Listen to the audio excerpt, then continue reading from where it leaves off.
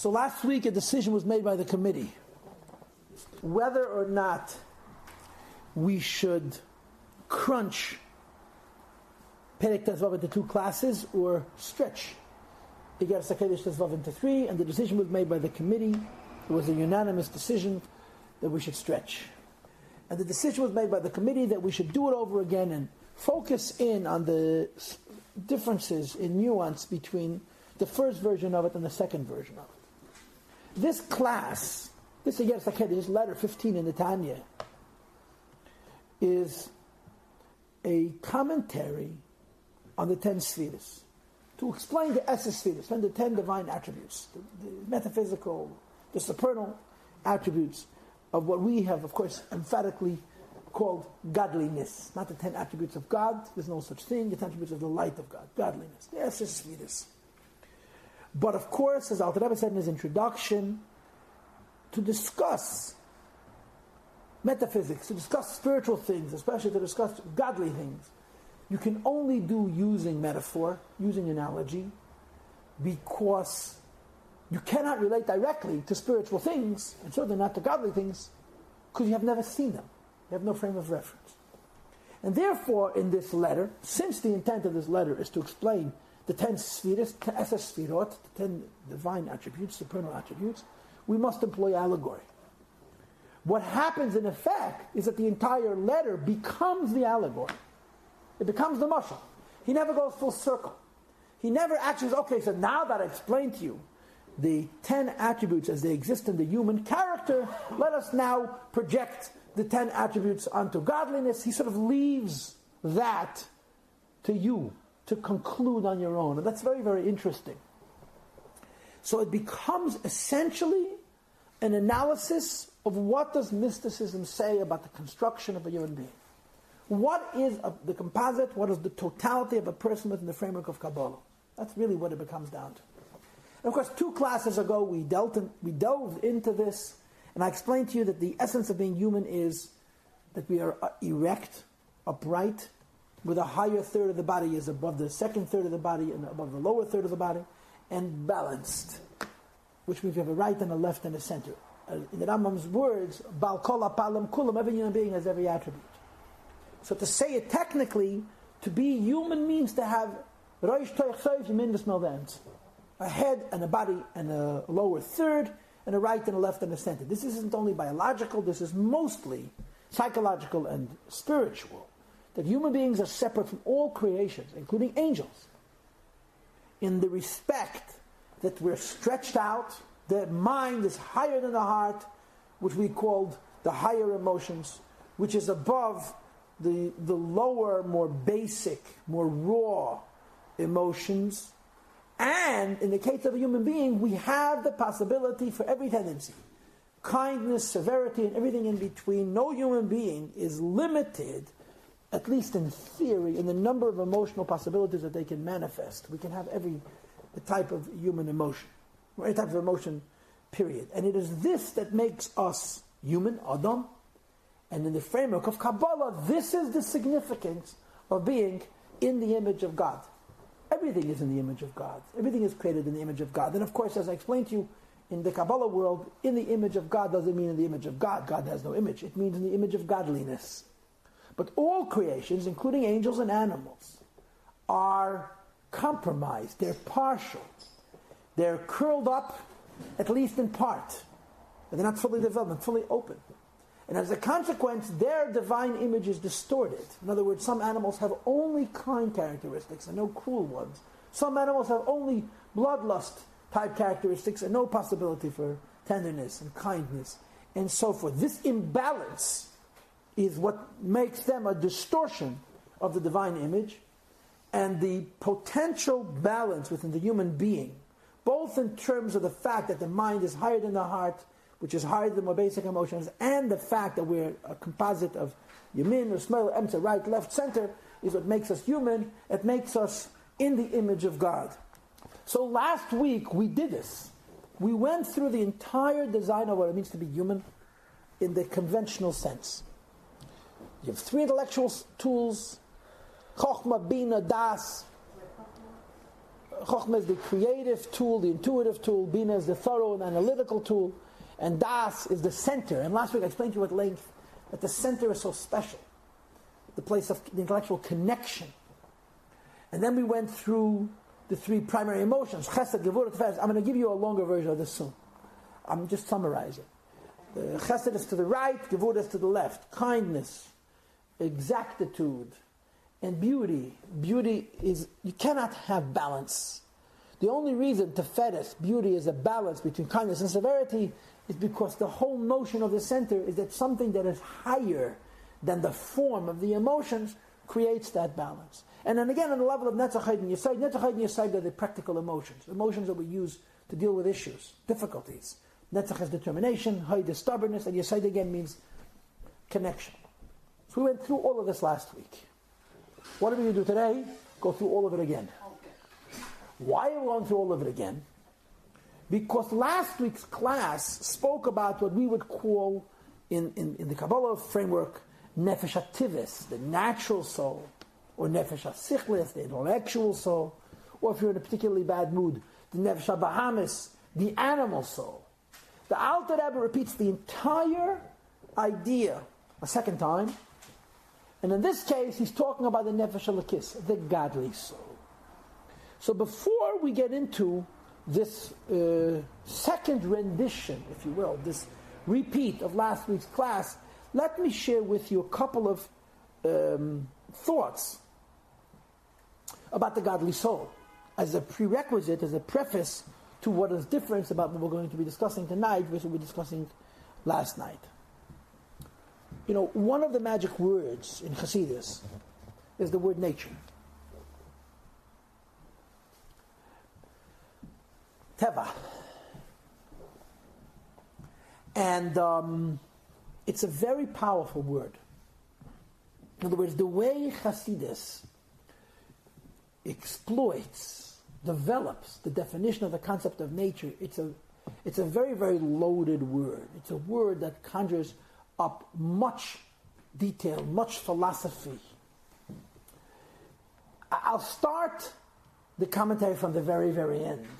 One way of describing the metaphysical notion of nature that is discussed in Hasidus, and in Hasidus, whenever they bring up the terms nature and Nes and Tev and nature, supernatural, they reference the Shuvas Chacham Tzvi, a responsa from a rabbi who lived about 300 years ago, who wrote an essay on miracles and nature, and Hasidus is always quoting him.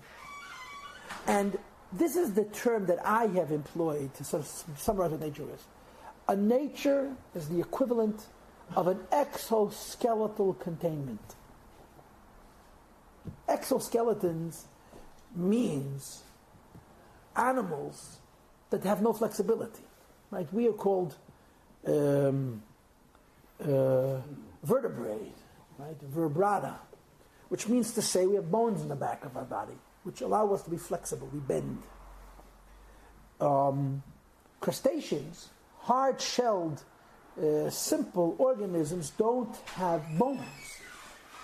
Insects and so forth, instead of having bones, they have a very, very, very soft, tender body, which in some cases has a hard time even supporting itself. And they live inside a shell. The shell, an external shell, is the outside of their body. It's a hard shell. And of course, the physical reality of such animals is that if they live long enough, they have to shed their shell and get a new one. And which basically means they have to break out of the old shell. This is true of all animals that live within a shell. And then they have to wait until a substance, something that oozes out of their body will harden and produce a new shell, which will then protect them from the elements and from the environment. And of course, during that period of time, when they lose the new shell, the old shell, and they haven't get the new shell, that's when they're especially tasty and very vulnerable and so forth.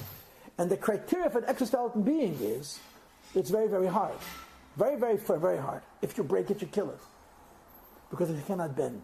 But as long as the shell remains intact, it's fixed.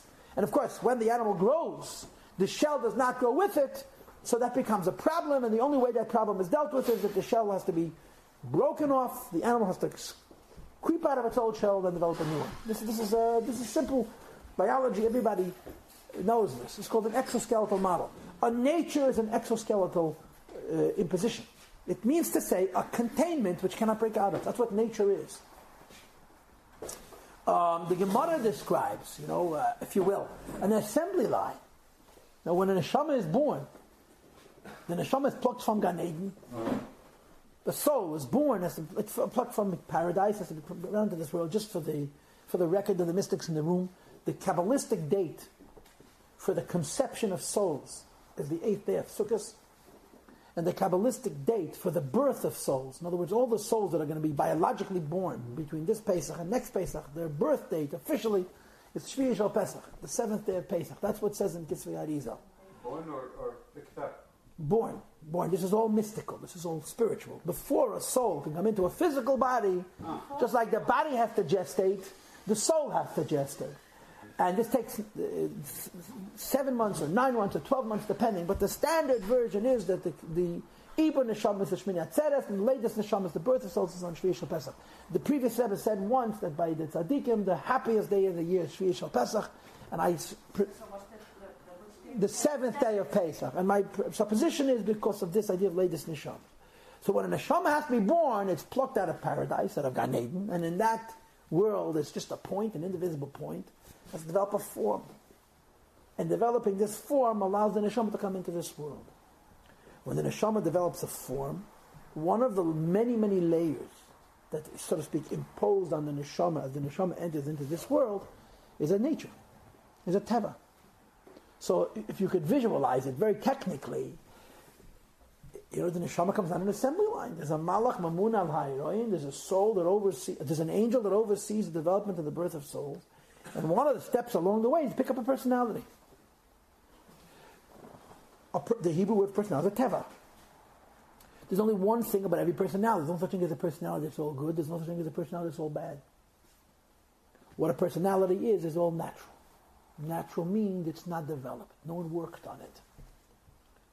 And anything which is not worked on is inexact, is imprecise, has deficiencies, has problems. Okay, like I always tell you, people who are very generous are usually not very studious. People who are very generous, very free with their money and with their time and with their themselves, usually have a very hard time sitting in front of books. People who are very studious are usually quite cheap. Okay, don't take it personally. That's just the way it works. These are just simple examples of personality constants. Of course, I'm just being very basic, I'm generalizing, but there is no such thing as a personality without good and bad. Every personality is exactly that, a nature. A nature is a limitation. If you're a happy, free, kind, generous person, you're probably going to come late to meetings, probably. And you're going to forget your keys or not pick up your messages. If you're a very controlled and exact and responsible person, you're probably impatient and intolerant and very, very stingy with your time and very exact. And you probably have a very hard time relaxing and having a good time and just wasting time doing useless things so that life has some meaning. And so forth. We can talk on and on. This is not a class on personalities. We've done this already. Point is that a nature has good and bad, and think of it as an exoskeletal containment. In other words, we're stuck in this nature. Now, one of the ideas that's come up in our learning is that there is a notion of serving God within your nature, which is true for quite elevated souls. Neshamas of Elam HaYetzira serve God within the framework of their nature.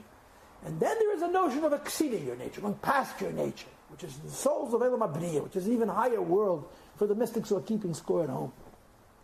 But the personality of a human being has a nature.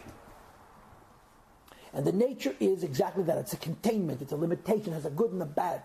And to tie it into the season, one of the ideas we talk about at Pesach time is a personal exodus, a personal going out of a containment. And a significant aspect of going out of personal containment is either exceeding our nature or refining our nature. In other words, if you have a certain personality, the personality isn't bad. The naturalness of the personality, the feralness, the fact that it hasn't been worked on of the personality is what's not good. And going out of Egypt means to say, I'm a generous person, I'm going to continue being a generous person, but I'm going to use my generosity in a more constructive way, in a more helpful way, in a more exact way. So you're trying to refine your personality. And the same is true in every field, in every aspect of ourselves. When we talk about the ruchnius, the spiritual equivalent of Yetzias Mitzrayim, these are very real things that we contemplate, that my going out of my own personal Egypt is to find a way to make what I am better. Or an even a much higher level of that is, of course, to be able to go past what I am, which is honestly a very high level, a very deep level, and a very serious level. But now we're going to talk about the godly soul. The godly soul also has a nature. But the godly soul is godly. Godliness and limitation are impossible, are conflicted, are opposites. One of the ideas that's very important to understand in the framework of mysticism, at least in our world, is that godliness does not automatically mean infinity. There isn't an automatic corollary between infinity and godliness. That's not true. Godliness can be limited. But there is a contradiction between godliness and limitation. Now, if you think I just contradicted myself, then you're paying attention. I did contradict myself. Godliness is limited means to say a person who's tuned into his godly soul has a limited amount of brain power. Which means to say he can only use his mind to learn so much and so deep and understand so well, because even a godly soul has limitations. A person who has who's access to his godly soul has a limited amount of emotional power. But whatever possibility they have, they can realize. In other words, the godly soul doesn't have emotional issues and social issues and the ordinary inhibitions that we deal with, the limitations that come along with personality, the godly soul doesn't have. The godly soul is limited, but it can fully express whatever that limit is in a free way, because that's what godliness means. One of the fundamental characteristics of being godly is humility. Another one of the fundamental characteristics of godliness is being connected to God. And because the godly soul is humble and connected to God, although the godly soul is limited, the godly soul is never inhibited. You can't shut the godly soul down. You can't put him in a bad mood. You can't contain him by a superimposition of something that we're calling a nature. In other words, the godly soul also has a nature. But its nature is that it's godlike. Limited, contained, but godlike, which means to say whatever I am is free to express itself. And as a result, the godly soul has godly interests. The things that interest the godly soul are things that are correspondingly free, uncontained, uninhibited.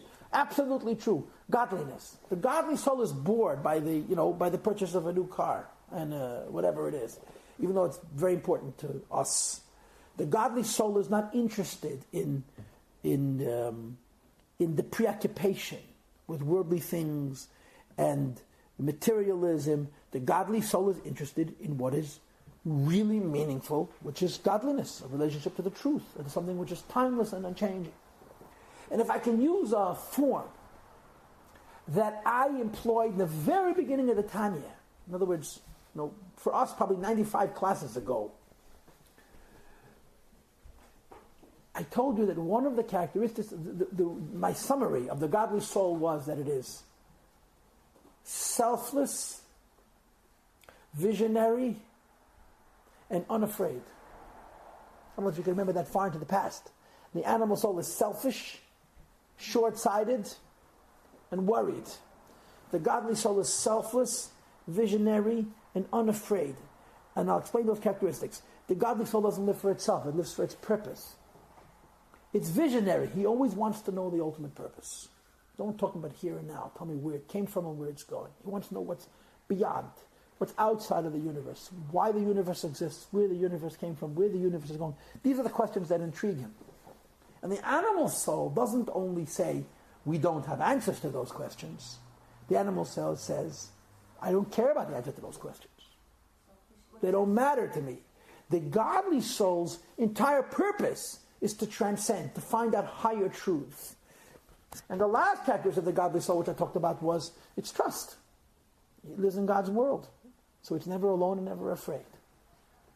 So what's going to happen now is that we are going to repeat the very conversation we had last week about the design of the human soul. Top, middle, bottom, right, left, center. But we're going to be talking about it strictly within the framework of the godly soul. So in other words, when we talk about Chokhmah now, we talk about Bina now, we talk about Chesed now, we talk about Gevura now, we're speaking in a specific context. How the godly soul expresses and experiences Chokhmah and Bina and Das and Chesed and Gevura and Tiferes and so forth. And it's, although the form is the same, the ideas are identical, but the subtlety, the nuance is quite different. Again, I just want to repeat one point before I get to the actual discussion. And that is, I want to remind you what I told you last week about the concept of a center, of a middle. I explained to you that there really is no such thing as a center. Because the center of anything can be divided in half. Yet, in Kabbalah, we speak about 3 attributes, not 2. A right and a left and a center. And I explained it to you by the analogy which Kabbalah itself brings from a corner, a pina, a corner. How much space does a corner occupy? And the answer is, spatially, there is no such thing. Corners don't exist in space. Corners exist in people's ideas, in people's minds, people's imagination. A wall is a physical thing. A corner is a relationship between walls, but there is no wall that's called a corner. So the southern wall and the western wall are 2 physical things. Joining them at right angles creates a third phenomena called a corner, although the corner has added nothing physical beyond the southern wall and the western wall. So chesed is a midah, it's an emotion of kindness, generosity. Gevura is an emotion of exactitude and judgment and responsibility.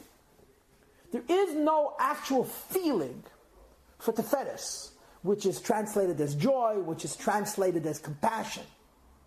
The feeling of the middle is a combination of kindness and strength.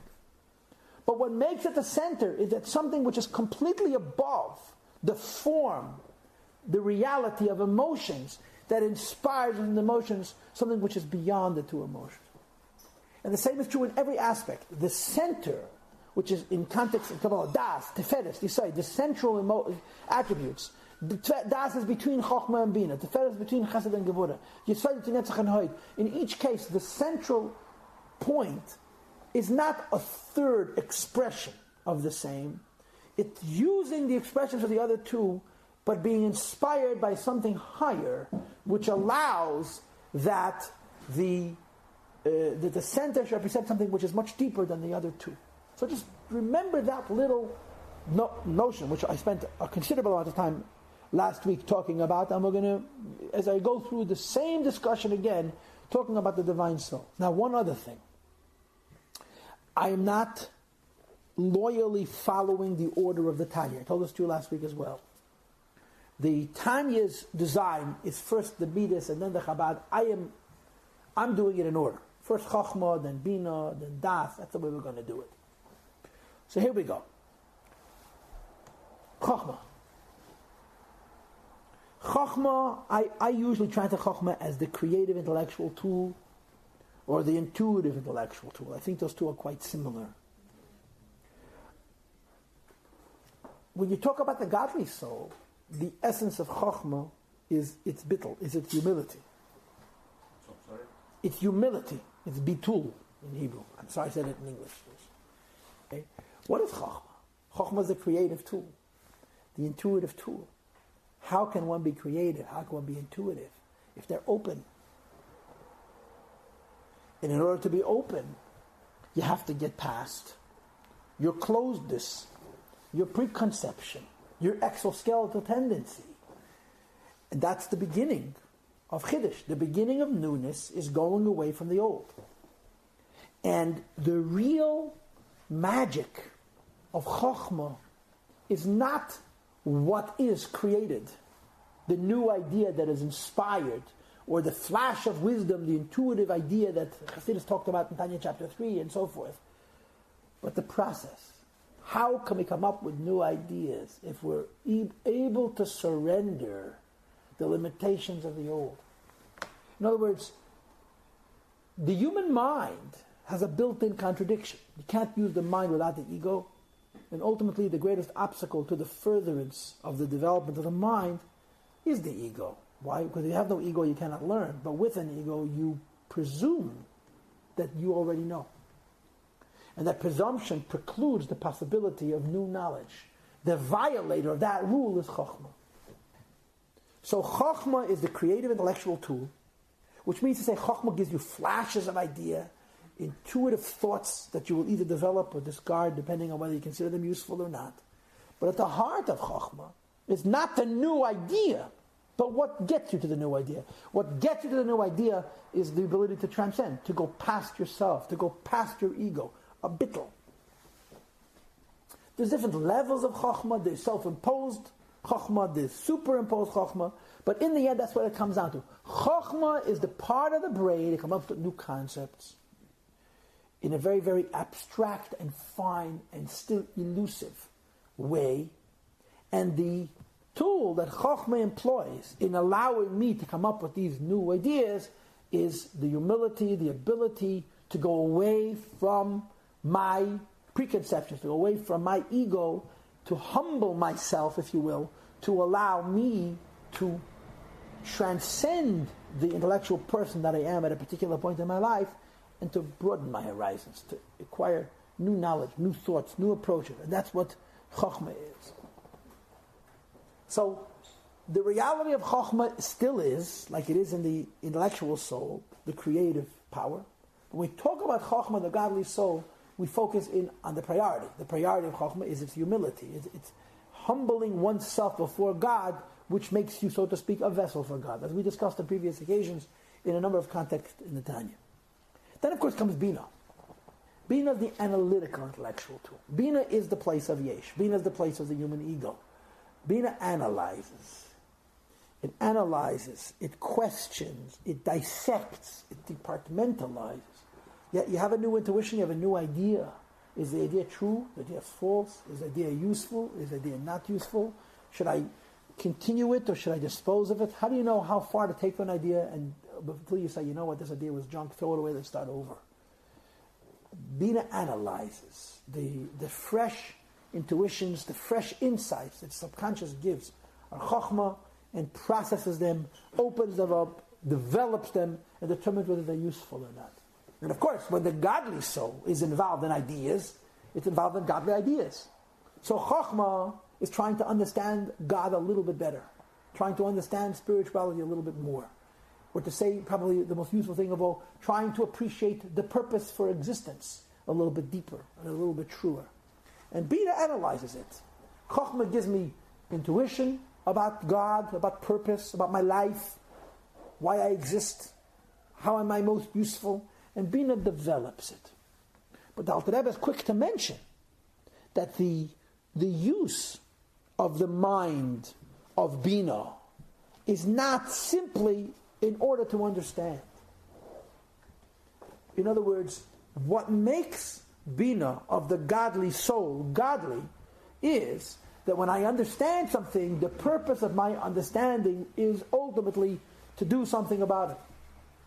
How do I know that an idea in my mind is deeply connected to me? If I carry it through. And carrying it through means that what I understand, I feel. And what I feel, I will eventually act on. So the Mayach HaBina, the intellectual tool of Bina, analyzes and processes and delivers these new ideas to my heart, to my emotions. So what I understand intellectually, I should feel emotionally, and if and when I understand it emotionally, it translates into practical action. That's basically the Mayach HaBina. Now I'm skipping a bunch of details. I'll get back to the details later.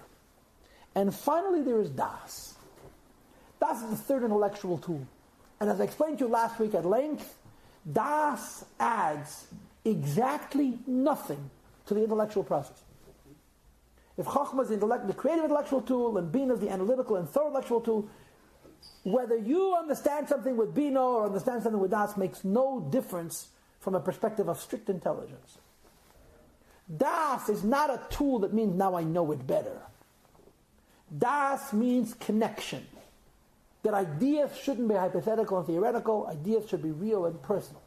Like I explained it to you at length last week, oftentimes in Hasidus, they use the word hergish, feel, to define the intellectual tool of das. Now, you're not apt to use the word feeling when it comes to the mind.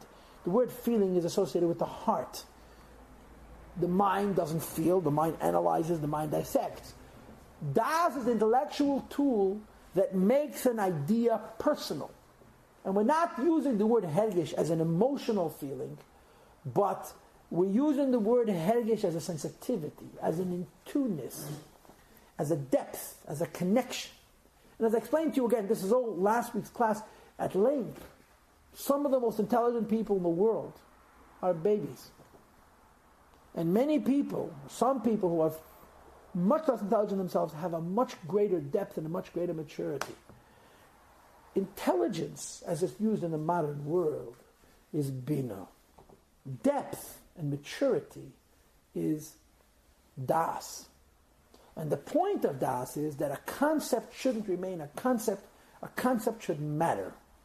And this is especially true when you talk about God, because God is never going to, at least consciously and directly and overtly, hurt or benefit your bank account, hurt or benefit your relationships, unless, of course, you have faith.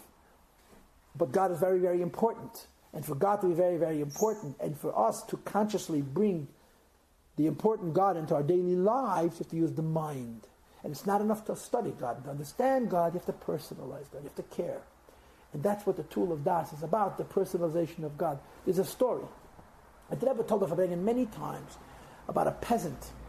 You should think a farmer, simple man, not read and write, who had children. And of course he wanted his children to learn Torah, but he couldn't teach them himself because he was ignorant. So he hired a melamed, a tutor. This was a tradition in the old days. You hired a person. He would come to the estate, to the farm, and he would spend 10 months out of the year there. He would go home just for Pesach, or just for Yom Tif, Tishrei. Otherwise he would be on the farm and he would teach the children of the farmer. And they would pay him, that's what they made a living. And the tutor knew how to read. He was educated. So the farmer, this peasant, got a letter that his father died. So he couldn't read the letter, so he brought the letter to the melamed, to the tutor of his children. Tell me what the letter says. So he started reading the letter. He said, my name is Shmedel so-and-so, and I am your brother. And Berel, my dear brother, I'm sad to inform you that our father, Chaim ben Chves Mitvos, Osher Zeller, died. So he reads him the letter, and the peasant, the Yeshuvnik Chalashes, he faints.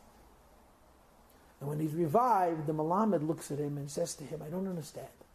I read you this letter. You don't know how to read. You heard only my translation, my version of the letter. How come you fainted and I didn't? So the farmer says, fool, because he's my father. He's my father. To you, it's academic. Someone died. Many people die. To me, it's a personal experience. It relates to me. God has to be my father, has to be personal. And that's what Moyach Adas adds. There's a story of the Holy Baditchev, which I've told you in the past. That Levi Yitzchak Baditchev, the great and holy master, Levi Baditchev Rebbe, became a chassid, and his father-in-law was very, very unhappy about that. And he made no bones about it. He let his son-in-law know how disappointed he was that his son-in-law had become a chassid. And he argued with him, and he went through the whole gamut, the whole arsenal of attack for anybody who became a chassid in those years. And when his father-in-law had run out of ways of destroying his son-in-law's chassidus, he says, you know what, can't beat him, join him. Instead of me fighting with you and arguing with you, convince me, make me into a chassid. What did you learn by your Rebbe in Mezrich? What kind of great revelations did you experience? Teach it to me. I'll raise 1 foot off the ground, teach me all the chassidus while I stand on one leg. So he tells his father-in-law, now I know there is a God. It's the Vaisach Hasdu at the perfect modern Hebrew. So he says to him, you went to Mezrich, spent 6 months there, came back with a totally new attitude on life, a completely different lifestyle, and all you learned that there was a God? And he says, yeah. So he walks outside, he finds a non-Jewish maid who works in the house, brings her into the house and says to her in Yiddish, she spoke Yiddish, is there a God? And she said, absolutely. He says, look, this girl does not read and write, she never learned in a yeshiva, she never learned in any school. She certainly was not by your Rebbe in Mezrich. And she says that there's a God, and you went to Mizrich, spent all this time, and changed so much about yourself, and you're ruining my life and my daughter's life, and all you learned that there's a God. The Baditcheva answered in perfect Hebrew, Sie sucht, dass sie weiß, ich weiß. She says she knows. I know in fact. Now what's the difference between knowing and knowing? Simple. Do you sin? Why don't we sin? Sin. Because we're going to get caught, or because God is watching? Does God take vacation from looking at us? Simple. The Baditchev Rebbe knew there was a God. The Gemara said about Yechon HaMazakeh students, I told you the story many times. He was laying on his deathbed, and the student said, Rebbe, give us a blessing. He says, I bless you to fear God like you fear man. And the Baditchev Rebbe, the Yechon HaMazakeh, the students were insulted. They said to him, that's all? That's all you expect of us, to fear God like we fear man? And his response was, Olavai. I wish you would fear God like you fear man. Like you think I underblessed you, I overblessed you. Because if you fear God like you fear man, you're a perfect person. Because God is always watching. That's Das. There was a story in Lubavitch. There was a chassid by the name of Bishal Neach, Hakodesh, a very famous chassid. He was a very chassidish yid. He was really a spiritual man. So when he had to get married, the Rebbe Rashab, the fifth Lubavitch Rebbe, was his shadchan. He arranged the shidduch between this boy and a particular chassid's daughter. So when the father-in-law heard that the Rebbe Rashab proposed a shidduch, he was very taken aback, because he sent this guy to his house and says, marry his daughter, kind of thing. And he traveled to Lubavitch, and he went into the Rebbe Rashab. He said to the Rebbe Rashab, who's this boy you sent to my house, Tobish, marry his daughter? My daughter. So he said, as sitzt allein bei sich im Zimmer, hat euchet mehr von Nebisch, which means, when he sits alone in a room by himself, he's also afraid of God. Now that sounds like a simple story. It's an incredible story. It's an unbelievable statement of trust. In other words, Yiras Hashem, Be'emet, true fear of God, is whenever you're alone with God, which is constantly. That doesn't come from studying a lot of pages. That comes from depth. And depth, that's Das. Intellectual depth. Now, standard Das is hiskashus, a connection. That's how Das is understood in Tanya. A connection. What does it connect? It connects the mind and the heart. If you intellectually know about God, it doesn't necessarily mean you can do anything about it. Moreover, if you're all excited about God, you could be a typical American. Easy come, easy go. The previous Rebbe used to say about American Jews, he says, they're very easy to inspire, but they get cooled off just as quickly. They heizen sich schnell on, und they killen sich schnell up, which means they're easily excited and just quickly lose interest. For a person's emotions to affect their lives, there has to be intensity, heat. Das, the third intellectual tool, binds the mind and the heart.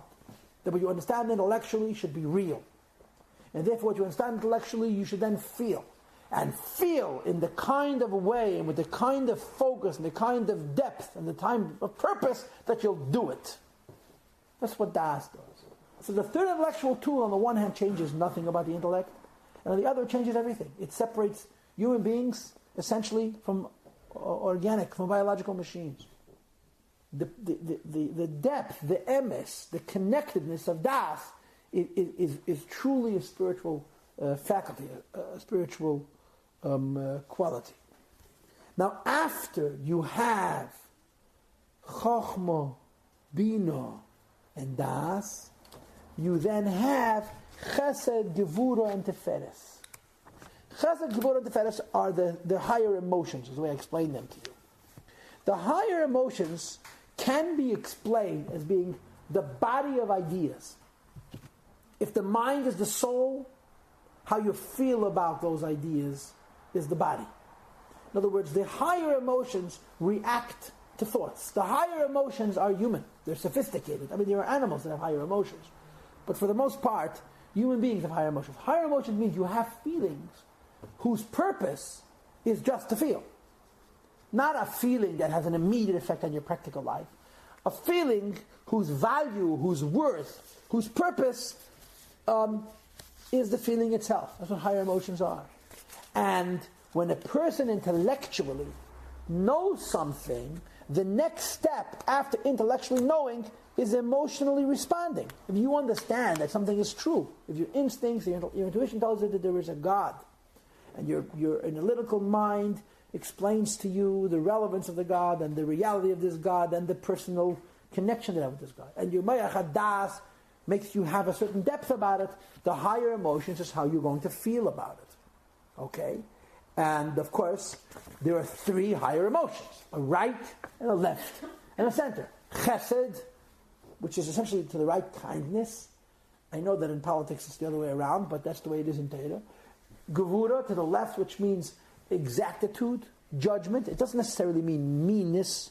It certainly does not mean evil. It just means an emotion that's much more discriminating, much more judging. And then Tiferes. Tiferes, the central emotion, which we call beauty, because it combines some of what's kind and some of what's severe to create an emotion that has a certain kind of emotional depth. And last week we spent a considerable amount of time talking about Chesed, Gevura, and Tiferes. And what I told you then was, and I'm now summarizing, that Chesed is an instinctive response. Need someone with help, you help them. Because what you're doing is really projecting and helping yourself. Gevura, the deeper emotion, where you judge. And you say, is this person worthy? And if the person doesn't deserve help, you don't help them. Tiferes means to feel what that person feels. Ba'asher hu sham, where that person is at. This is a very quick summary, probably of 20 minutes of last week's class. So we talk about the godly soul, Chesed, Gevura, Tiferes. He says like this. He says, Chesed means to love God. I want you to know, how do you translate love? It's very difficult to do. It's a very subjective. Any kind of a human emotion is very difficult to translate. In Hasidus, they say that the root of the word ahava is ovo, aleph beis hey, which means to desire. Aleph beis hey. Take out the first hey. Of. Selicha. To want. To want.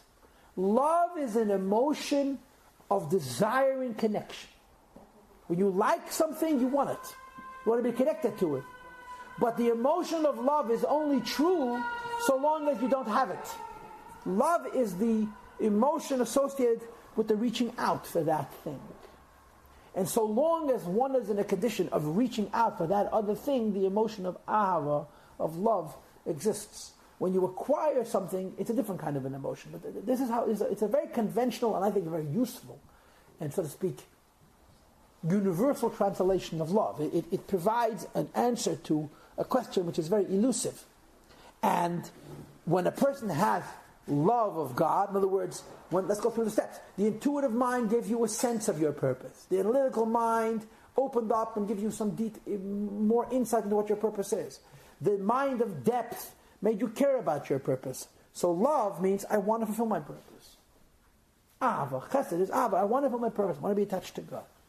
Gevura, the left side, which is fear, has a variety of different aspects. And Alter Rebbe lists a number of different attributes associated with Gevura.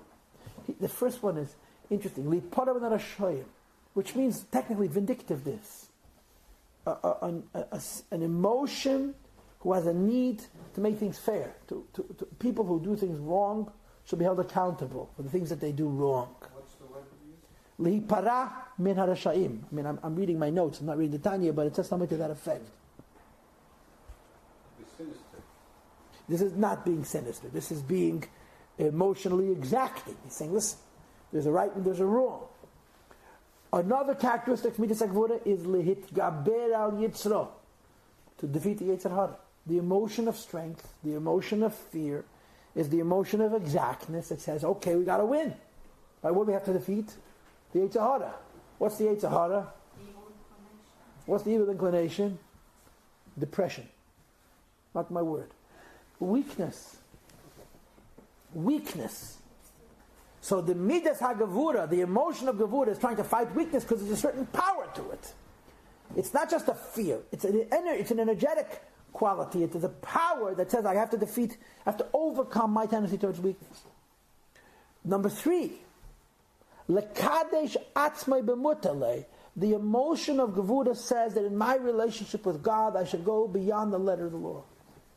I shouldn't just be a minimalist. I shouldn't just be Jewish on a basic level. I should express because of my emotion of Gvura, because of my emotion of fear and exactness in my relationship with God, I should be extreme. I should be beyond basic in my relationship with God.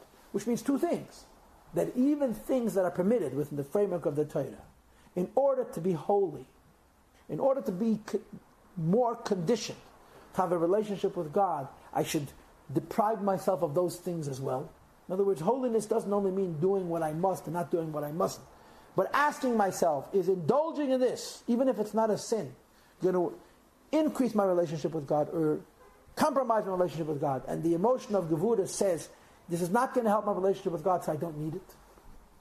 And another example that he brings, and this is a very, very practical example, and this is a susayag latera. The emotion of Gevura says what we call in our culture, make fences. Go beyond the letter of the law. When a person has a weakness, how do they deal with weaknesses? By taking on strictnesses, by taking on disciplining, self-imposed disciplining measures. In the framework of Torah, that's called nidorim, vows.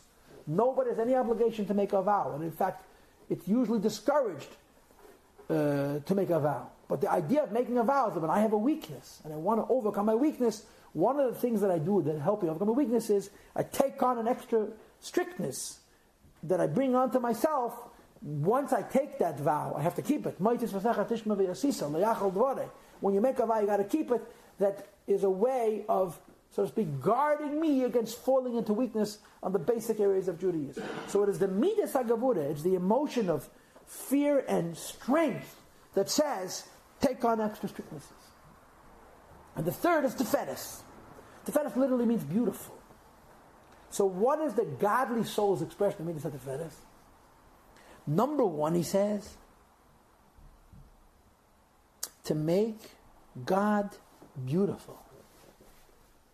The midas tefedes, the godly soul's emotional tefedes, means it wants to make God beautiful. Now, how do you make God beautiful? There's two ways to make God beautiful. Number one, to see the beauty of God in His world. And number two, to beautify everything that has a relationship with God. Right? Like it says in the Siddur, it says in the Chumash, in the Siddur, Zeh keli vanveil. This is my God that I make it beautiful. This is the halacha, this is the law that says a shul has to be beautiful. Anytime you do a mitzvah, you do it with care and with precision and with beauty. You know, we have a custom by traditional Jews, many Jews, that by the Pesach Seder, you make the table very, very beautiful. You put that gold and silver, whatever you own, a value on the table to add richness to the Pesach Seder. I don't know if you know this, but the Pesach Seder is a constant contradiction. Because you're doing things derech eros. On the one hand, you're doing things the way of freedom, and at the same time, you're doing things to remember the sadness, the bitterness of having been enslaved. And the Seder is this balancing act between these two attributes. And one of the things we do is we beautify the Seder table more than any other table all year with gold and silver and so forth and so on. People put on the Pesach Seder kalim of gold and silver that they're not going to use. Some cases they're not going to use them because, even though they're not chometzik, but they're not holy enough for us because it's saw bread 41 years ago on a Tuesday. So you put it on the table, but you wouldn't use it. This is part of beautifying God. So when a person expresses the emotion of tefedes vis-a-vis God, one of those things is to see the beauty of God in the world. To see the beauty of God in the world. Not to walk by and see a beautiful tree and say, wow. Yes, that's part of that too. That's part of that also. There's no question about it. The example that I think of is, it happens to be an issue which is in my life significant at the moment, so that's why I'm thinking about it. Is the advancement of medicine. Just for example, the advancement of technology. This is the gifts of God to the modern world. Why didn't give it to the ancients? It's God's business, but may I say that God knows what He's doing. But we have unbelievable gifts that they're camouflaged by science and by medical doctors. The bottom line is, I was in California the other day, so a man tells me a story. A rabbi tells me a story that a fellow shows up in his shul on Shabbos and asks for an aliyah, and he makes a misha beirach, and he says, I had 2 heart attacks this week. They had 2 heart attacks. He went into the hospital. They did angioplasty. I said, angioplasty means? Angioplasty means open heart surgery without opening up the heart. And that was back in work 2 days later. Unbelievable. We're spoiled. We're Americans. As much as you give us, it's not good enough. It's incredible. The man got his life back. The man got his push, got his life. 2 days later, he was in shul giving him Mishaberech, making a kiddush. Remarkable. That is seeing the beauty of Hashem in His world. And so forth. And on the other hand, anything, the emotion of the Tefillah says, I love God, and I want everything about God to be beautiful. So, my home is nice, my shul is gorgeous. That's a symptom of Midas HaTefillah. And if I may add a point which is not mentioned in this Tanya, but it's mentioned in Tanya chapter 9, and I probably mentioned it last week, he says the emotion associated with the Tefillah is joy. What is joy? Joy is a celebration of what I have. So a person who's emotionally tuned into God, the level of Midas HaTefillah, is not wanting God. He's not worried about losing his relationship with God. He has a feeling of a connection to God. And he celebrates the Pasha with a joy. And the symptom of that joy, or one of the symptoms of that midah, is that you want to see the beauty of God in this world, and you want to beautify God. And he includes in this also another idea. And the second idea is to be attached to the expressions of God. To be attached to God. Now, what is God? What's the answer to that question? What is He not? You're good. What is He not? The famous question, where is God? And there's a lot of answers to that question. And one of them is, where is He not? So, another expression of the emotion of Tefillah, of the godly soul, is to want to connect to God in everything. In other words, just as I see the beauty of God in His world, but just as I want to beautify everything that I do in my worship, in my relationship with God, I want to attach myself to the beauty of God from the most sublime to the most basic. God is not only in the shul, and God is not only in the yeshiva, God is in everything and everywhere. And the emotion of Tefillah allows one to attach himself to God intellectually, emotionally, and practically, to find a way of beautifying God in every aspect of his life and ultimately of the Eibishter's world. This is Midas HaTefillah. These are the higher emotions. Then come the three lower emotions. Netzach, Chayid, and Yesod. As I explained to you last time, and here's what I want to say. If we could call Chagas, the higher emotions, the body, the expression of the mind, in other words, what you understand intellectually, you then feel, Nehi, Netzach, Chayid, and Yesod, the lower emotions could be called the soul of behavior. We want to do things. We need motivation. And motivation doesn't only mean inspiration, motivation means strength. In other words, it's one thing to be inspired, it's another thing to have the power to see something through. Netzach, Hoyd, Yesod are emotions. They're not different emotions. They're a different type of emotions. They're practical. Netzach means determination. Hoyd means determination. Hoyd is stubbornness, is how I translate Hoyd. And Yesod means connection. These are very practical emotions. Emotions, I want to do something and something stands in my way, my love is not going to be strong enough. Even my fear and strength won't be strong enough. My determination is going to see it through. So what is netzach of the godly soul? The godly soul's determination. And he gives 2 points. Number 1, the netzach of the godly soul will fight with anything that's going to undermine my emotional relationship with God. I want a relationship with God. I want an emotional relationship with God. In other words, I don't want just do what God wants. I want to have a spiritual in-tuneness, attachedness. And there are obstacles. Sometimes the obstacles are other people. Sometimes those obstacles are other things. And sometimes those obstacles are the other part of me. I guess all three go together. And netzach means a fight. A determination, a will, a strength that says nothing is going to stop me, not only from technically doing the mitzvahs and serving God, but having an emotional and spiritual relationship with God. Victory, right? Determination.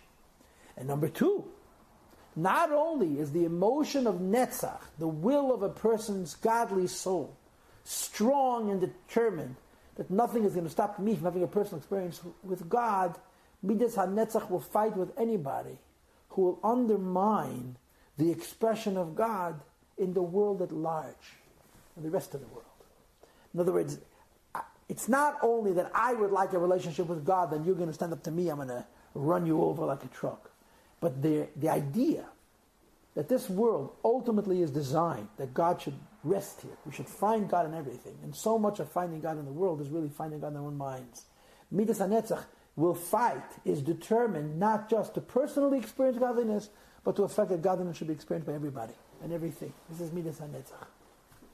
Midas HaHoid, Hoid, which I'm translating as stubbornness. The Alter Rebbe translates Hoid as submission or acknowledgement and thanks. I don't want to argue with you about it, but I think that these things are consistent. The stubbornness of Midas HaNetzach comes from the thanks and the submission to Hashem. So he says, Midas HaHoid, the attribute of Hoid, or stubbornness, has a number of different aspects. Number one, to acknowledge.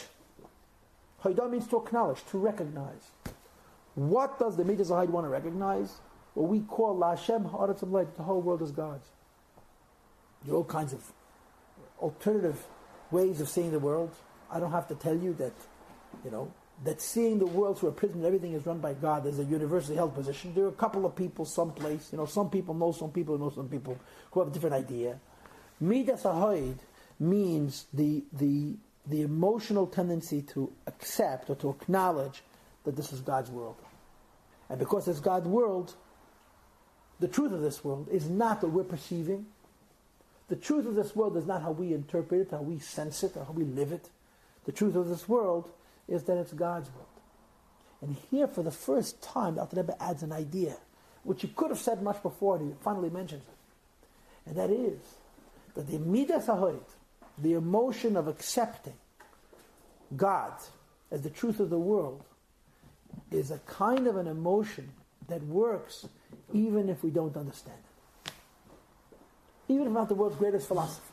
Intellectually, I don't necessarily understand what it means that God created the world, and that God creates the world every second, and therefore the reality of the world is only the word of God, like it says in Tanya, we talked about in earlier classes. I'm not such a smart guy, but I'm a connected person. I have a spiritual side and a spiritual connectedness to God. And the Midas HaHoid says, because this is world, because I sense, because I know that this is God's world, the emotion of Hoid acknowledges that this is God's world. Even if I don't understand it, I'm able to accept that this is the truth, even though I don't necessarily understand. And number two, to thank God. The submission to God involves the capacity to thank, to acknowledge our dependency upon God, and to thank God. Now, one of the things that's so interesting, I'll tell you something as an aside. This is a parenthesis, but I think it's quite useful. In Genesis, in Bereshis, you have so much. You can learn it and learn it and learn it. There's so much subtlety, so much nuance in Bereshis you can't imagine. But one of the things that you have I'm not talking about Sefer Bereshis, I'm talking about Parshas Bereshis, just the section of Bereshis alone. You have a number of descriptions of the development of bad character. How people learn bad midas. Obviously, the first one is a guy kills his brother. Just for starters, the world is a couple of hours old. It tells me Rosh Chazal that it was 50 days after creation, incidentally. But be that as it may, there's all kinds of, you read Genesis carefully, all kinds of negative character traits that appear in the Pasha for the first time. The Torah gives it a precedent, where people learn how to learn this, do this bad thing, and do that bad thing, and the other bad thing, and so forth and so on. There was a metallurgist. It identifies by name the first man who was able to make melt metal and produce vessels. And according to Torah, God gave him special gifts, great mind, and he was able to develop metal. What did he do first? He created weapons. Weapons. Instead of using metal to create plows like Noach did, he used the vessels to create weapons. It's in Genesis. No, one of his grandsons says his name in the Chumash. Yuval and so forth. It says about Chazal. It's a long story. He killed him and he hit him. He didn't know he was going to die for. He didn't use a weapon. The Pashtas didn't have a weapon. I thought he just had the first one. Not that I know of. And one of the midas that appears the earliest in Genesis is the midah of a kfui toiva, an ingrate. Hashem says to Adam, you ate from the tree of knowledge of good and evil. He says, she told me to eat it. It's like that she can't cover it. Here he showed a lack of gratitude. Adam was so unsatisfied. He was so unhappy. So Abishai gave him a real wife. Right? According to the Gemara, that the best. He had a wife. Adam was created as a Siamese twin with Chava. They were connected, physically attached. And he separated Chava from Adam so that they could have a real relationship. There should be two separate people with two separate minds, which of course means you're running a risk on the one hand. But on the other hand, you can have a real relationship. The moment he fails, he blames it on her. It's a midah. And it's one of those things that in human nature is so easy to be deficient about. It's part of those things. You want someone to hate you? Do them a favor. The bigger the favor, the more. It just works that way. You don't want you don't want to ever get hurt. Don't ever help anybody. But that's not life. You have to do good things. And the Eibishter has cheshbonos. The Eibishter has his own considerations. And if he won't pay you back today, I'll pay you back tomorrow, and so forth and so on. Hoidah, midas hahoid, is the ability to acknowledge. I need God. And I acknowledge, I admit, I recognize that. I'm emotionally able to recognize my dependency upon God. And it may sound simple, but in fact, for some people, that's quite difficult. For many people, it's quite difficult. For all of us, it's quite difficult. And it's therefore considered a godly attribute to be able to readily acknowledge our dependency upon God. And last thing about Midas Hahoid is to praise God for all of the goodness of God. One of the concepts that you have in Kabbalah is that creation is an expression of God. One of the Kabbalistic explanations for creation is God wants to express himself. So everything you're seeing is an expression of God. On a mystical level, this goes on the divine attributes. On a real level, everything you're looking at, we had it in Tanya chapter 42, I believe. Everything you see is an expression of God. So to acknowledge how every aspect of the world is a demonstration, is an expression of godliness, is part of Midas Hahoid. And then comes Midas HaYesod. Yesod again is a center. Right? If Netzach is a determination and Hoid is a stubbornness, and I explained it to you last week, Netzach is going to fight with you. Hoid is going to hunker down and say, I dare you to move me. That's why Netzach is called Kava Chesed, because it's an aggressive emotion. It engages. And Hoid is Kava Gevura because it disengages. I'm just not going to move. You want to move me? Try. Yesod is a connection, which means that if you want to do a good thing, Midas HaNetzach is going to fight all obstacles to do it. Midas HaHoid is going to be stubborn in dealing with obstacles. Midas HaYesod is going to draw strength from what you want to do itself. Connection to the purpose. And he mentions here that Tzaddik Yesod, that according to the Kabbalah, there's a very strong connection between Yesod and the idea of Tzaddik. And the Midas HaYesod of the godly soul is if you will, a connection with God. And finally, Midas HaMalchus. Now last week I touched on Midas HaMalchus, but I told you then that I'm stealing it from this week. Malchut. I'm sorry I said it in English. Last week I talked about it, but I told you last week that I'm stealing it from the second part of the page. As you can see, emotions go in sets of three. I mean, if you look at an American dictionary, an Oxford dictionary, which has hundreds of thousands of words, how many words are used to denote various human emotions? There's literally hundreds. Hundreds of words. Kabbalah doesn't have hundreds of words for emotions. It has three. Not 6. Not 7. 3. But I just listed 6 because the 6 emotions that I listed are not 6 different emotions. There are 3 emotions and 3 different types of emotions. The first 3 are higher emotions, which are a reaction to a theory, to an idea. And the other 3 are lower emotions whose whole purpose is emotions that get things done. Midas HaMalchus, which is translated literally as kingship, is the 7th emotion. But the 7th emotion is in a totally different category. And if I had to translate Midas HaMalchus in very practical terms, Midas HaMalchus means be a king over yourself. What does it mean to be a king over yourself? You tell yourself to do something and you listen to yourself. That's all. You command yourself, you dictate, you order yourself, do kach v'kach, and you do it. It's as simple as that. You have to put a guard at a sentry at every gate. And you say, there's a great story, one of those great stories with the Maggid. The holy Maggid of Mezrich had a disciple, his name was Abaran HaGodl Mikarlin. The first Kalin, Abaran HaGodl, the holy Abaran HaGodl Mikarlin. He passed away at the age of 30. During the lifetime of his Rebbe, during the Maggid's lifetime, I heard from a Yid of Mishka Lubavitcher who told me that when the holy Abaran Kalina passed away, the musician Maggid said, "As Aaron nishtu habech nishvasatin of them olam." If Aaron is no longer here, I have no need to be in this world. That's how connected they were.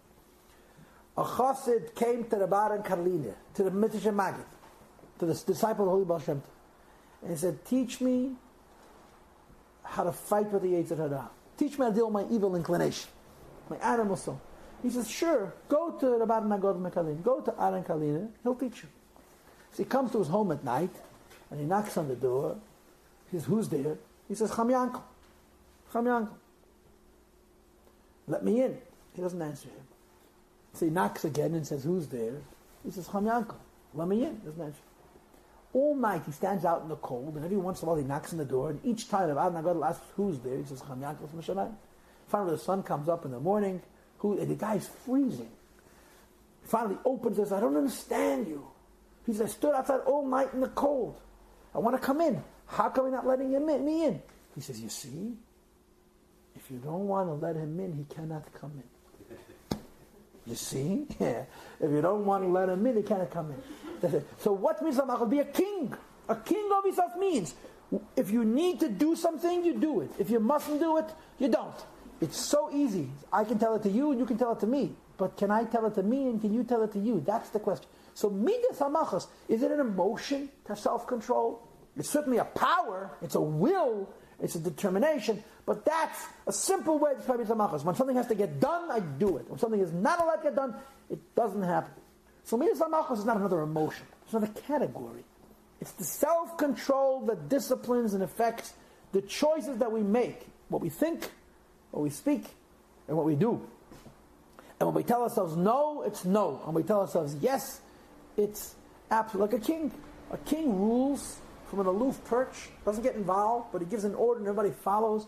Midas HaMalchus is a power which exists in the Neshama, and according to Kabbalah and Hasidus, mystically has a very, very high source in the Neshama. It's called Romamut HaNefesh, something very exalted, which only appears on Rosh Hashanah. And from there comes the strength to king over yourself, which is a very, very simple thing. And like I always tell you, there's only one thing we can actually control, and that is ourselves. And because we have such a hard time controlling ourselves, we're going to fix the whole rest of the world, and we leave ourselves for last. It's unfortunate. Yiddishkeit says the beginning of being a human being is being a balabayas over ourselves. And that's what Midas HaMalchus is. And I also told you last week, and I want to repeat this again, and this does not say in the Tanya that we have, but nevertheless I want to share it with you, that according to Kabbalah, Midas HaMalchus is the 10th of the Sfiras. It's the being a king over oneself, which makes me a master over myself so that I can do what I need to and not do what I mustn't. It's called Shulamis. Shulamit. The word Shulamis, which means peace, in this case means wholeness. Wholeness. It's the lowest of the 10 Sfiras. It's the lowest of the 10 attributes. And it's determination of wholeness. What is the sign that somebody is whole? The answer is that the highest of the high reaches the lowest of the low. Only when someone can practically implement what their mind understands and what their heart feels and what they're determined to do, it doesn't make their actions whole. It makes their soul whole. It makes their mind whole and their heart whole and so forth. Let me share with you some insights. I'll begin with a story. I want to preface. I'm about to tell you a story which I don't believe is true. But a lot of very prominent people do. And I'll tell you why I have a hard time believing the story. In the Hasidic culture, in the broad Hasidic culture, one of the most intriguing personalities is a Jew by the name of the Rabbi Hakodesh, Rabbi Chaim Ben Eter. The Rabbi Hakodesh lived in Israel. He passed away, I believe, in 1748, maybe 1752. And he was a very, very holy man. unbelievably holy man. And the rumor is, in the whole Hasidic world, that if the Baal Shem Tov had met the Chaim Hakodesh, they would have brought Mashiach. This is the rumor. There's all kinds of stories. The reason I have a hard time believing the stories is because I'm a brainwashed, closed-minded Chabadnik, and I mean this in the most positive sense of the word. And in my tradition, we were always raised that if the previous Rebbe doesn't tell a story, then the story may be true, but isn't necessarily true. The previous Rebbe has an unbelievable, rich body of stories about the Hasidic history, and as far as I know, makes no mention of the Chaim HaKadosh. Not he talks about him once or twice or three times, never mentions him. And in other Hasidic cultures, the Holy Yerushalayim said that today, instead of learning Zohar, because it's too difficult, you should learn the Chaim HaKadosh. Imagine. So I don't know as a Chabadnik how to place this. But I'm going to share the story with you because whether the story is true or not, it's a very powerful story. The story is that the Baal Shem Tov's brother-in-law went to Israel, the Gershon Kittever, and he wanted to join the student, the inner circle, the group of disciples of this holy great sage of Chaim HaKadosh. And he came, and the Chaim was giving him a hard time. He wasn't letting him in so easy. He didn't think he was great enough and holy enough. And he had to force his way in, so to speak. He had to earn his status in this group. And he says to him, I have a very holy brother-in-law in Europe. Do you know him? Now, they had never met. Baal Shem Tov lived in Europe, and Chaim HaKadosh lived in Israel. There was no email. But holy people meet, on their daily sojourns into the heavens. He says, tell me your brother-in-law's name. He says, his name is Yisrael ben Eliezer. He never met him. Yisrael ben Sara. Yisrael from Tlust. So the Gershon Kittever all of a sudden had second thoughts. Maybe his brother-in-law is not that holy after all. If Chaim HaKadosh doesn't know who he is, then maybe he's not that great. So he says, his name is also, some people call him Yisrael Baal Shem Tov. Yisrael Baal Shem Tov? I meet him every day. He says, my brother-in-law would love to meet you physically. And he told me to ask you, will we ever meet physically in this world? The Baal Shem Tov asked his brother-in-law, that's how the story goes, asked the Chaim HaKadosh if they will ever meet physically in this world. So the Chaim HaKadosh says to the Gershon Kittever, ask your brother-in-law how he sees me, what he sees. And they came back to him with the answer, my brother-in-law says he sees all of you except for your heels. So the Chaim HaKadosh says, we will never meet in the physical world. And they never met in the physical world. The mind, the top of the head is made whole by the heel, by the bottom of the feet. And a person whose greatness extends throughout much of their person and doesn't extend all the way down to the level of action is not whole, is not shulamis. In other words, the wholeness of Midas HaMalchus, which is the ability to king over oneself and to practically function in the real world, is not just a wholeness of action, it's the wholeness of the mind and the heart as well. And I'll share something a little bit more close to home. There's a magazine called Country Yossi magazine, and they had, 15 years ago, shortly after Gibel Tammuz, a number of articles on handwriting analysis. There's a name for it. Graphology. And this person had analyzed a number of handwritings of the Lubavitcher Rebbes. Now, one of the things that I found fascinating was he analyzed the Rebbe and the Rebbetzin, the Rebbe and the Rebbe's wife, and he says they had identical personalities, exactly the same personality, which I found very interesting. But he analyzed several handwritings, several Chabad Rebbes, the Rebbe Marash and the Rebbe, several. And they had one thing to me that was, of course they wrote very beautiful things about them, they're great people and so on and so forth, but there was one characteristic which was constant in all the Rabbeim. They were practical people. All of them. Their greatness wasn't confined to the realm of the theoretical. And that's true greatness. True greatness is only when it translates into behavior, into action. That's why Midas HaMalchus is called in Sifrei Kabbalah Shulamis. Your whole, when all of your metaphysical pursuits and your passions and your determinations can translate into living a practical life as a Jew, that's the wholeness of being human. Now the letter is more or less over. But between more or less and completely, there's a lot of stuff. There are two more ideas that I wish to share. There's actually three, but one of them I'm actually going to skip. Believe it or not, I'm going to leave something out. two more ideas that I want to share with you in the context of this letter, and I'm going to do it backwards. I'll do the second thing first. This letter of the Alter Rebbe, which, as I told you before, is an expose in the 10 Sfiras. He doesn't even talk about the 10 Sfiras. He talks about the 10 attributes of the human being. He never goes full circle and goes back to the 10 Sfiras.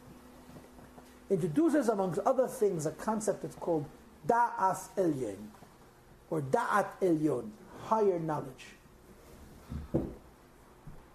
So you have what's called Da'as Tachton, Da'at Tachton, lower knowledge, and Da'as Elyon, Da'at Elyon, which is higher knowledge. Now, for the Kabbalists who are keeping score at home, the difference between Da'as Elyon and Da'as Tachton is Da'as Tachton, the lower Da'as, connects the mind and the heart. Da'as Elyon, the higher Da'as, connects Chokhmah and Bina, the intuitive, creative intellectual tool, and the thorough analytical intellectual tool. It's technical, okay? In some places, Da'as Elyon connects Kesed and Chokhmah, depending on the Maimek, or depending on the Kabbalah. But you must understand the incredible difference that exists between those two. And I'll try my best to explain this as succinctly as I can. You must understand something. The soul has a conscious and a subconscious. The difference in the conscious and the subconscious, besides for the obvious difference that the conscious you know, the subconscious you don't know, is that the conscious is controllable. You can control your conscious. You can tell yourself what to do. Not just practically, but intellectually and emotionally. And the conscious is limited. It's contained. In the framework of Kabbalah, it exists in vessels.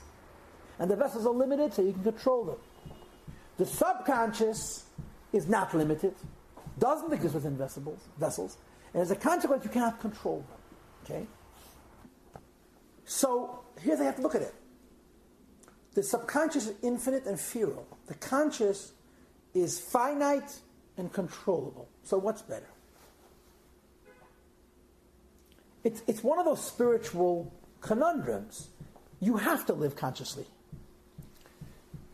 The reason we have to live in the level of our conscious, basically, is because there's other people around. We don't live alone on an island. And we cannot communicate. Subconscious can't communicate because it's subconscious. And if you're going to show another person your subconscious side, they're going to call you a nut and they're going to lock you up, put you away, and give you medication. God forbid. So we live on the conscious level. And by living on the conscious level, we are sacrificing the power of the subconscious. We're sacrificing the infinity and the feralness, the lack of containment of the subconscious person, not just intellectually, but emotionally as well, the whole realm of the subconscious, to live on a conscious level. So life is living with our conscious faculties and trying to draw as much as from our subconscious into our consciousness, so we should be bigger people. In other words, every human being has a reservoir of power. That's their own subconscious. If I can bring more of my subconscious to my conscious, I'll be smarter. I'll know more. I'll be more passionate. I'll be more determined. I'll be more disciplined. I'll be a bigger person. But you have to funnel the subconscious through the conscious, otherwise you're a Meshugana. You speak that's in Hebrew also, Meshugana. Afilu ben asfaradim, me'iraq, zegam ken mila. Okay. It's called evolution. Okay. So the subconscious is funneled through the conscious mind. Now, what is Das? Das creates a link. It connects. That what I understand, I should feel. That what I know should be real to me intellectually, and I should feel it with a kind of depth that because I'm excited about God, I will serve Him. Not I'm going to be excited about God and go to the ball game. I'm excited about God, so I'm not going to go to the ball game. And so forth. So Das becomes a link. So there's two Das. The lower Das and the higher Das. And in short, the difference is, the lower Das, the link between the mind and the heart. The higher Das is the link between the subconscious and the conscious. In other words, Kabbalah's convention is we're human beings. Human beings means we operate on the conscious level. Das bridges my mind, which is a conscious set of tools, and my heart, which is another conscious set of tools. And by creating that bridge, it will trigger another conscious set of tools, which will translate into action. Das Elyon, the higher Das, is actually a link between the conscious mind and the subconscious mind. In other words, like this. My Bina analyzes. I have a brain. The left side of my brain is called Bina. It analyzes, dissects. Is that good? Of course it's good. It takes an intuition, takes an idea, takes a thought, strips it apart, breaks down to little pieces, puts everything into a place, looks at it all together, organizes it, decides if it's good or if it's bad. If it's no good, he shifts it off table. If it's good, he adds more links, makes it even better, and then translates into the human emotion. But when you analyze something, you sacrifice something. What happens when you analyze a painting? Some of the simple beauty is lost. You don't see the whole totality. The beauty. You analyze a flower, right? Are flowers beautiful to people who have a PhD in botany? Say it again? Are flowers beautiful to people who are PhDs in analyzing the biological composition of a flower? No. They will say yes. I had a student, I once asked her that. She was a PhD in that field. She said, flowers are still beautiful to me. I'll take her for a word, but you could understand that when you analyze something, you take away a simple beauty. Chokhmah, the flash of enlightenment, has a certain richness, which has to be sacrificed when you analyze, when you dissect. That's the way it works. If you don't analyze, you don't dissect, you have nothing constructive. But on the other hand, when you do analyze, you do dissect, you go away from the richness. In other words, the soul, our subconscious, gives us things. For us to make those things useful, we have to go away from the enlightenment that it came with. Chokhmah is a flash. It's beautiful. Anytime you get a new idea in your mind, it's like you hear a cliche for the first time. You know, cliches are very exciting. They're great, but they're pseudo-intellectual. They have no depth. Analyze a cliche. Usually, they turn out to be empty, without much substance. The subconscious mind gives you ideas. As those ideas riddle your conscious mind, you're filled with enlightened thoughts that are useless. So you analyze them. When you analyze, you make them useful, but unenlightened, unrich. So Das Elyon is to connect that even after you analyze something, you should maintain or you should regain or retain the enlightenment that the subconscious gave. It's a much deeper use of the koyach hadas. It's not connecting my mind and my heart. It's really connecting my conscious and my subconscious.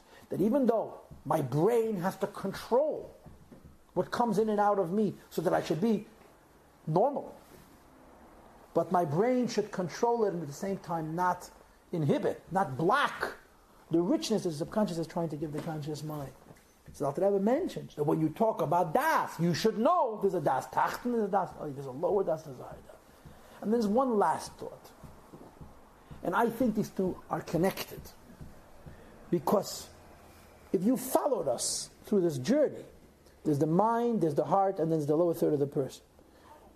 The mind intellectually studies things. The heart emotionally responds to things. As a rule, the emotions of the heart cannot be stronger than the intellect which arouses them. In other words, if I'm excited about God because I've studied God, the mind is the source of my passion. That the mind is the source of my passion, the mind is also the containment of my passion. In other words, emotions in convention, regular feelings are limited feelings. Or if I may use a more practical term, regular feelings are subjective feelings. And for people who don't mind honesty, the correct translation of subjective is selfish. I love God because I love me. I fear God because I want to preserve me. So even the godly soul, and the godly soul is all about God. Inasmuch as the mind is the source of the heart, since the mind is the containment, the brain can only understand God in a limited way because the brain itself is limited. The emotional responses are called ahavat olam and yirat ta'ata. I love God because of the world He created. I fear God because of the power He has over me. However, there are higher emotions. These higher emotions are higher than the mind. They come directly from the subconscious. But like everything else, they're filtered through the subconscious. Just like I explained to you before by this notion of Das Elyon. And these higher emotions are technically called Ahava Rabbah, infinite love, and Yireh Ilah, a higher fear. And to say it succinctly, what is distinctive, what is different about the higher emotions is that on the level of the higher emotions, one can be truly objective, or in other words, selfless. My love for God is not based on my love for me. My love for God is based on the truth of God. And my fear of God is not based on the need to preserve me, but on a sense of awe in the presence of God. I stand in front of God. So though this Tanya is talking about the human being, and the human being means the mind, the heart, the lower third, as we've described, through this pathway, through these channels, things can manifest. In other words, a conscious person can use the tools that God Almighty gave them to have what's called das elyin, a higher kind of das, which in a way links the subconscious and the conscious mind, and to have emotional attachedness to God, which is not limited to what a human being is, and what human beings are fundamentally is. Beings whose center of their universe is themselves. The axis of reality is me, to me, as it is for you, to you.